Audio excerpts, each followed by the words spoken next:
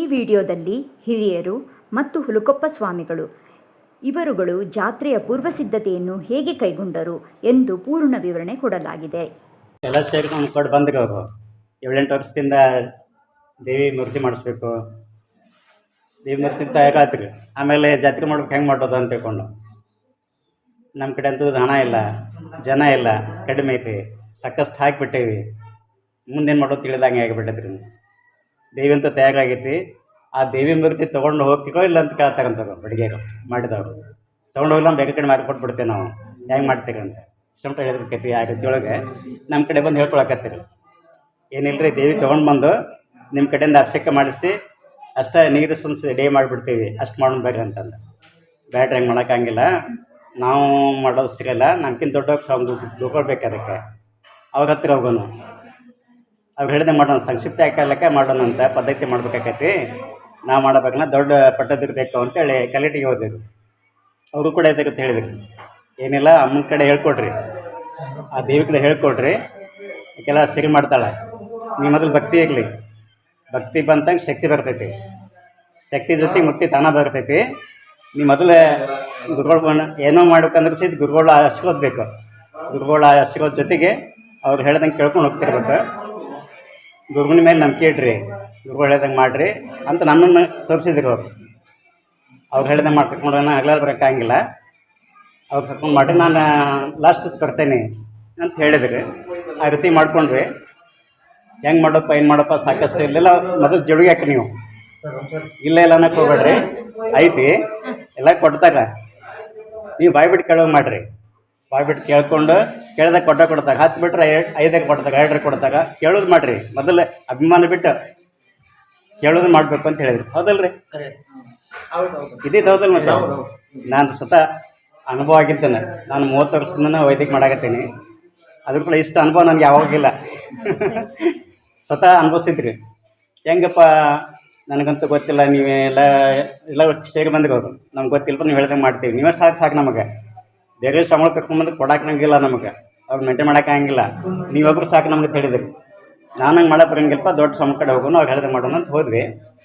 ಅವ್ರಿಗೊಂದು ಮಾತೇನು ಹೇಳಿದ್ರಿ ರೀ, ಅವಾಗಿಂದಲೂ ಇವರು ಅಲ್ಲೇ ಸ್ವಲ್ಪ ಕೇಳಾಕೊಂಡ್ರಿ, ಸ್ವಲ್ಪ ಅಕ್ಕಿ ಆಗಲಿ, ಹಣ ಆಗಲಿ, ಬೇರೆ ಬೇರೆ ಸಾಮಾನು ಆಗಲಿ ಇಂಥ ಸ್ವಲ್ಪ ಕೇಳೋಣ ಅಂತ ಕೇಳಿದ್ರು. ಒಂದು ಬಿಟ್ರೆ 10 ಕೊಡಾಕತ್ತಾಗ ಅವರು. ಸಾಕಷ್ಟು ಅಕ್ಕಿನ ಬಂತು. ಕೊನೆ ದಿವಸ ದಾಸೋಹ ಮಾಡೋದು ಹೆಂಗಪ್ಪ, ಅಷ್ಟೊಂದು ಒಂದು ದಿವ್ಸ ಮಾಡೋಣ, ಉಳಿದ ದಿವ್ಸ ಹಂಗೆ ಜಾತ್ರೆ ಮಾಡೋಣ, ಕೊನೆ ದಿವ್ಸ ಮಾಡ್ಬೇಕು ಹೆಂಗೆ ಮಾಡೋಣ ಅನ್ನೋಕ್ಕೆ ಇವರು ಇನ್ನೊಬ್ಬರು ನಾವು ಮಾಡ್ಕೋತೀವಿ. ಪವಾರ ಮುದ್ಕಣ್ಣ ಪೂಜಾಗ ಆಮೇಲೆ ಲಕ್ಷ್ಮಣ ಪವಾರ ನಾವಿಬ್ರು ನೋಡ್ಕೋತೀವಿ. ಬೇಕಾದ್ರೆ ಸಗಲಿ ನಾವಿಬ್ರು ನೋಡ್ಕೊಳ್ತೀವಿ ಕೊನೆ ದಿವಸಕ್ಕೆ. ಉಳಿದ ದಿವಸದ ಹಂಗೆ ಸ್ವಲ್ಪ ಸಂಕ್ಷಿಪ್ತ ನೋಡೋಣ, ಮುಂದೆ ಏನಕ್ಕೆ ನೋಡೋಣ ಅಂತ ಇಷ್ಟು ಅಂದ್ಕೊಂಡಿದ್ರು ಅವರು. ಆ 9 ದಿವಸ ಆಕೈತೆ ತೊಳಪ್ಪ ನೋಡೋಣ ಅಂತ ಅಜ್ಜಗಳಿದ್ರು. ಆಕೈತೆ ತಗೋ, ಏನು ಮಾಡ್ತೀವಿ, ಎಲ್ಲ ಆಕೈತೆ, ಅಮ್ಮನ ಮುಂದೆ ಹೇಳ್ರಿ ನೀವು ಅಂತಂದಾಗ ಫಸ್ಟ್ ದಿವಸ ಚಾಲೂ ಮಾಡಿದ್ರು, ಸಂಕಲ್ಪ ಮಾಡ್ಕೊಂಡಿರು. ನಾವಂತೂ ಏನು ಗೊತ್ತಿಲ್ಲ ಮಾಡಾಕತ್ತೀವಪ್ಪ, ಅದಕ್ಕೆ ಕ್ಷಮ ಮಾಡ್ಕೊಂಡು ಅದಕ್ಕೇನೋ ತೊಂದರೆ ಬರಲ್ಲಂಗೆ ನಮಗೆ ಶಕ್ತಿ ಕೊಡು ಅಂತ ತಿಳ್ಕೊಂಡು ಎಲ್ಲರೂ ಸೇರ್ಕೊಂಡು ಸಂಕಲ್ಪ ಮಾಡಿ ಕಾಯಿ ಇಟ್ಟಿರು. 2 ಕಾಯಿ ಅಲ್ಲಿ ಮಟನ ಕಾಯಿ ಹೊಡೆದಿಲ್ಲ. 7 ವರ್ಷ ಮಟನೂ ಬೇರೆ ಏನೂ ಬಳಸಿಲ್ಲ, ಕಾಯಿ ಹೊಡೆದಿಲ್ಲ. ಅದನ್ನ 7 ವರ್ಷದಿಂದನೂ ಮಾಡ್ಕೊಂಡು ಬಂದಾಗ ಇದು ದೊಡ್ಡ ಗ್ರೇಟ್ ಆಗಿರ್ತೀರಿ. ಇದು 1 ತಿಂಗಳು ಮಾಡೋಕ್ಕಾಗಿಲ್ಲ. ಒಂದೊಂದು ಕಡೆ ಉಡಿನ ತುಂಬಿಲ್ಲ, ಹೊಸ ಬಟ್ಟೆ ಹಾಕಿಲ್ಲ, ಮನೆಗೆ ಸುಣ್ಣ ಬಣ್ಣ ಮಾಡಿಲ್ಲ, ರೊಟ್ಟಿ ಇಲ್ಲ. ನೋಡ್ರಿ ಇಷ್ಟೆಲ್ಲ ಕಟ್ಟೆ ಇಲ್ಲ, ಸುಣ್ಣ ಬಣ್ಣ ಇಲ್ಲ, ಒಟ್ಟ ಹೊಸ ಬಟ್ಟೆ ಇಲ್ಲ, ಉಡಿ ಕೊಟ್ಟಿಲ್ಲ.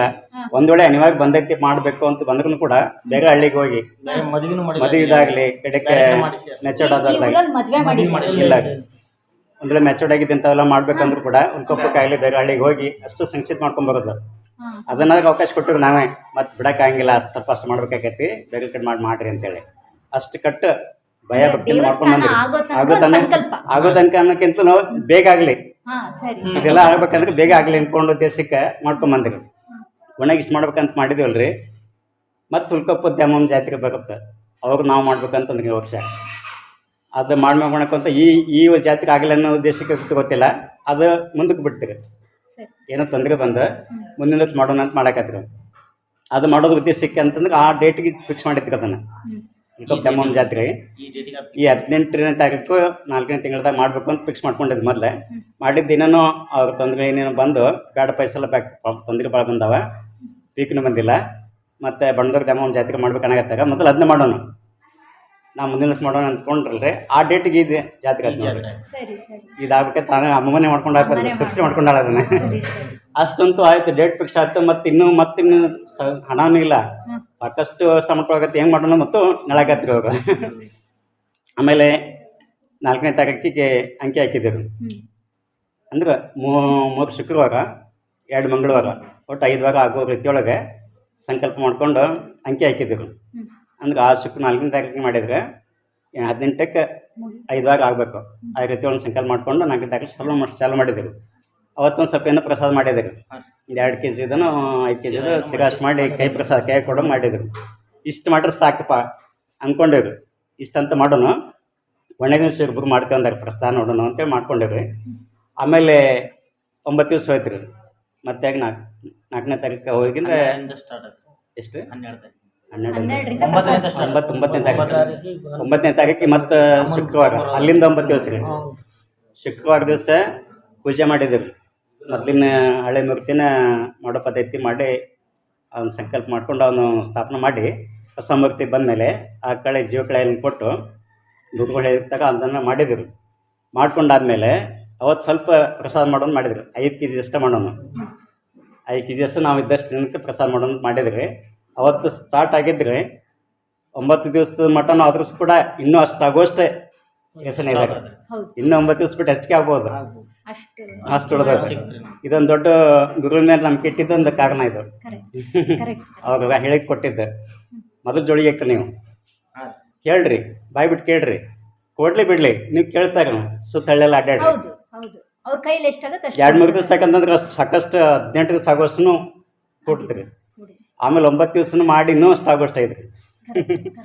ನಿಜವಾದ ಆಗಿದ್ದ ಅನುಭವ. ದೇವಿಗೆ ಅಂದ್ರೆ ಸಾಕಷ್ಟು ದುಡ್ಡು ಬಂದಿರ್ತಾನ. ನಾವು ಒಂದೇ ದಿನ ಊಟ ಅನ್ನೋ ಮಠ ಅಂದ್ರ 9 ದಿವಸ ಸ್ಥಾನ ಜನ ಆ ಲೆವೆಲ್ನಾಗ ದೇವಿಗೆ ಅಂದ್ರೆ ದುಡ್ಡು ಸ್ಥಾನ ಬಂದ್ರಿ. ಇನ್ನೊಂದ್ರೆ ಇಲ್ಲಿ ಜಾತ್ರೆ ಅಷ್ಟೇ ಮಾಡಿದ್ದಾಗಿತ್ತು ಅಂತಂದ್ರೆ ಇನ್ನೂ ಕಡಿಮೆ ಆಕಿತ್ತು. ಅಲ್ಲಿ ಬೆಳವಟಿಗೆ ದ್ಯಾಮವ್ವನ ಜಾತ್ರೆ ಇತ್ತು, ಅಲ್ಲಿ ಪ್ರಸಾದ ಇಲ್ಲ. ಯಾವ ಕಾರಣ ಬಿಟ್ಟಾಗ ಗೊತ್ತಿಲ್ಲ, ಪ್ರಸಾದ ಇಲ್ರಿ ಅಲ್ಲಿ. ಬರೀ ಜಾತ್ರೆ ಮಾಡಿ ಹೋಗುವಂಥದ್ದು ಅಷ್ಟು ಮಾಡಿದ್ದು. ಅಲ್ಲಿ ಬಂದ ಜನ ಇಲ್ಲಿ ಬಂದು ಒಂದು ಹೋಗ್ಯಾರ. ಇಲ್ಲಿಂದ ದ್ಯಾಮವ್ವನ ಜಾತ್ರೆ ಅಂತ ಅಲ್ಲಿ ಪ್ರಸಾದನ ಐತೆ ಅಂತ ಅಲ್ಲಿಂದ ಹೋಗೋಣ. ಆದ್ರೆ ನಾನು ಕೇಳಿದ ಮಟ್ಟಿಗೆ ಇಲ್ಲಿ ಸುತ್ತನ ಕಡೆ 3 ದಿನ 5 ದಿನ ಜಾತ್ರೆ ಮಾಡ್ತಾರೆ. ಇದು 2 ವಾರಗಳ ಕಾಲ ಮಾಡಿದ್ದಾರೆ, 14-15 ದಿವಸ. ಕಾರಣ ಏನು? ಕಾರಣ ಅಂತಂದ್ರೆ ಅಂದ್ರೆ ಪುನರುಜ್ಜೀವನ ಅಂತ ಹೇಳಿ, ಪುನರುಜ್ಜೀವನ ಅಂತ ಇದಕ್ಕೆ ಅಂದ್ರೆ ಒಂದು ಘಟ್ಟ ರೀ. ಈಗ ಉದಾಹರಣೆ ಆಗ್ಬೇಕಂದ್ರೆ 9 ದಿವಸದ ಮಾನಮಿ ಘಟ್ಟ ಅಂತ ಮಾಡ್ತಾರಲ್ರಿ, ಆ ರೀತಿ ಒಳಗೆ 5 ಶುಕ್ರವಾರ ಮಾಡ್ಬೋದು ರೀ. ನಮ್ಗೆ ಸಾಧ್ಯ ಆಗಿಲ್ಪ ಅಂದ್ರೆ 3 ಶುಕ್ರವಾರ 2 ಮಂಗಳವಾರ ಎಲ್ಲ ಸೇರಿ 5 ವಾರ ಆಗ್ಬೇಕು. ಅದು ನಿಗಿಲ್ಪ ಅನ್ಬೇಕಂತಂದ್ರೆ ಸದ್ಯ 9 ದಿವಸಕ್ಕಾಗಲಿ 5 ದಿವಸಕ್ಕಾಗಲಿ ಹಿಂಗೆ ಒಂದು ಘಟ್ಟ. ಅಲ್ಲಿಂದ ನಾವು ಪೂಜಾ ಕಾರ್ಯಕ್ರಮ ಪ್ರಾರಂಭ, ಅಲ್ಲಿಂದ ಇಲ್ಲಿವರೆಗೆ ನಡೀತಕ್ಕಂಥ ಅಂದರೆ ಕೊನೆಯದ್ದು 18ನೇ ತಾರೀಕಿಗೆ ತೇರು ಮಾಡ್ಬೋದು.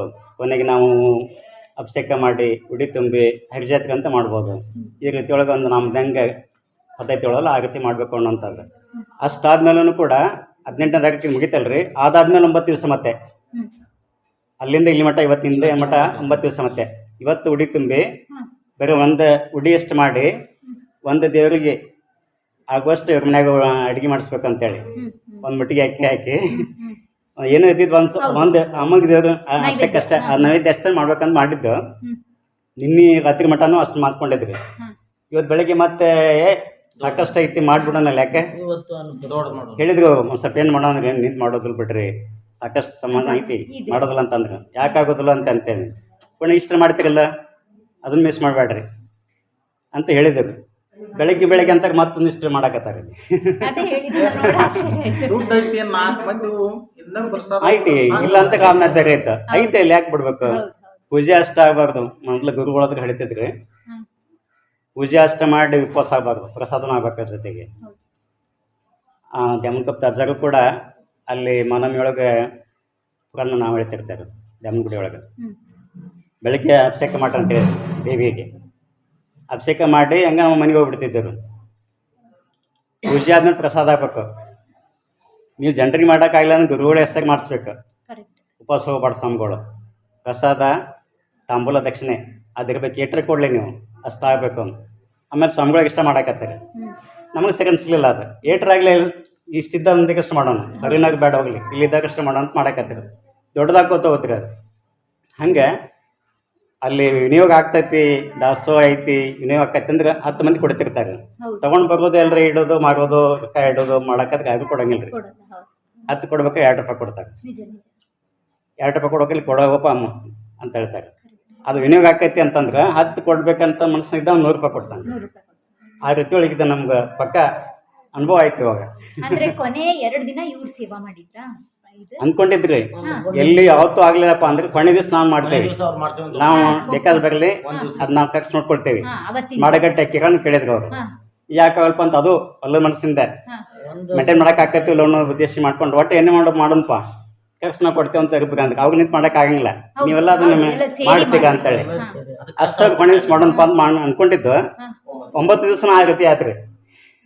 9 ದಿವಸ ದಾಸೋಹ ನಡೀತು. ಇನ್ನೂ 9 ದಿವಸ ಬಿಟ್ಟು 18 ದಿವಸ ಆಗೋಷ್ಟು ಐತಿ.